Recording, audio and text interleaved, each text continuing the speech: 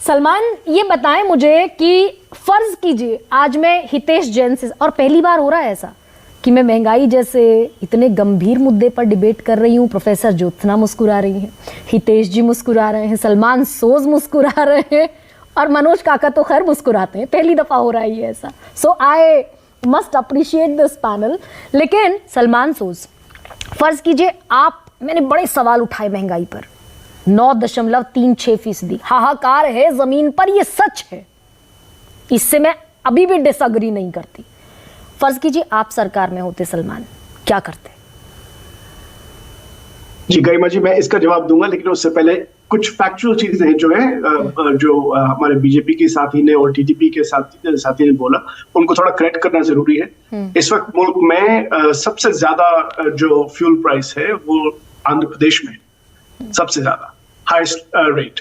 और इसका मतलब ये नहीं कि आंध्र प्रदेश में, तेलंगाना जो हमारी पार्टी जहां पर है वो नंबर 2 है, तो गुजरात 94 के करीब है, तो उससे नीचे हम हिमाचल में 93 के करीब। तो यानी कि कुछ स्टेट्स में ज्यादा है, कुछ स्टेट्स में कम है, लेकिन एक कॉमन एलिमेंट तो मानना पड़ेगा कि जो सेंट्रल गवर्नमेंट के टैक्सेस हैं जिसका आपने बोला, वो कॉमन है तमाम स्टेट्स पे।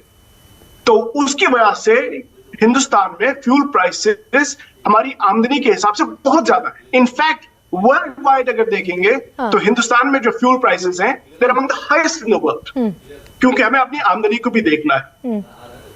अब दूसरी बात, आपने जो इन्फ्लेशन की बात की, महंगाई की बात की, आप बार बार 9.5% की बात कर रहे हैं, लेकिन हमें देखना है जो फूड के जो कंपोनेंट्स हैं, खाने पीने के जो कंपोनेंट्स हैं, उनका क्या हो रहा है। वेजिटेबल्स जो सब्जी है तकरीबन 30%, 30%, कोई जोक नहीं। दाल 16%। ये तो रोजमर्रा की चीजें हैं ना। ये तो देखिए, चाहे कोई भी इंसान हो, उनको खाना पीना तो यही करना है ना। हर कोई अब कोई वो चिकन मीट वगैरह तो नहीं खाएगा।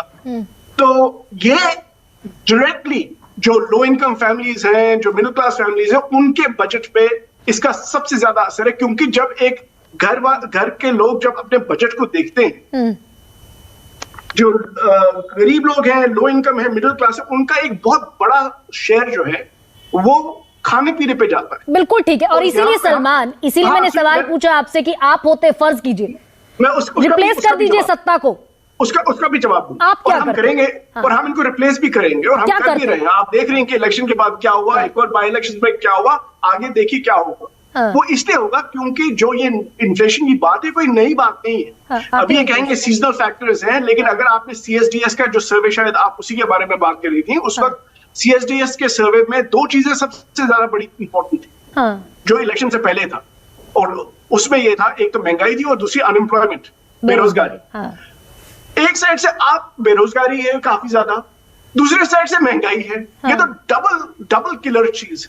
लेकिन ये डबल किलर तब भी था। मैं ये आज एक बुकलेट निकाल कर लाई सलमान, इसमें एक बहुत इंटरेस्टिंग, ये मैं बुकलेट निकाल कर लाई सलमान सोज, और ये बुकलेट है 1 अप्रैल 2010 की। बीजेपी के नेशनल प्रेसिडेंट हुआ करते थे नितिन गडकरी, और उन्होंने आपसे यानी कि डॉक्टर मनमोहन सिंह से 14 सवाल पूछे थे, और उस समय भी नितिन गडकरी डॉक्टर मनमोहन सिंह से ये पूछ रहे थे कि 11% इन्फ्लेशन भारत में सबसे ज्यादा पूरे विश्व में क्यों है। 11% इन्फ्लेशन। मैं बताता हूं इसका जवाब, तो गडकरी जी को पता होना चाहिए और सबको पता होना चाहिए। बाय द वे, अब हम आजकल 2024 में, अगर हमें 2010 का इलेक्शन लड़ना है, 2010 की बात करनी है, वो तब कर सकते थे।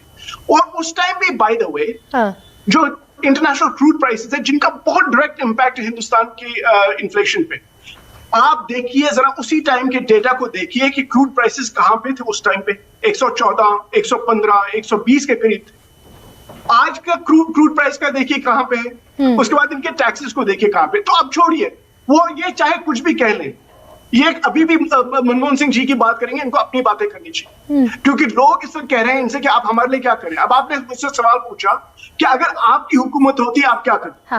देखिए, अगर हमारी हुकूमत होती, हम ऐसी सिचुएशन नहीं क्रिएट करते कि जिसमें आपके जो रूरल वेजेस हैं, जो देहात की आमदनी है, वो इस वक्त पिछले 10 साल से स्टैग्नेंट है, बढ़ नहीं रही है। रियल टर्म्स में इन्फ्लेशन एडजस्टेड बढ़ नहीं रही। तो महंगाई कम है, आमदनी घट गई है, इसलिए ज्यादा लग रही है।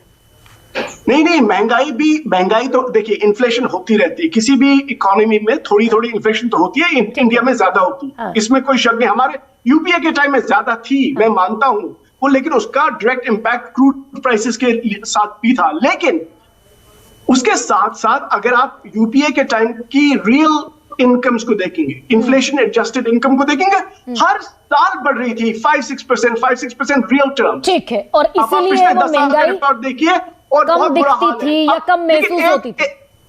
एक और चीज जल्दी से, हाँ हाँ, हमारे बीजेपी के साथी ने कहा सप्लाई चेन मैनेजमेंट, वो तो खैर इनका काम है, इनको करना चाहिए, इन्होंने नहीं किया वो गलत बात है।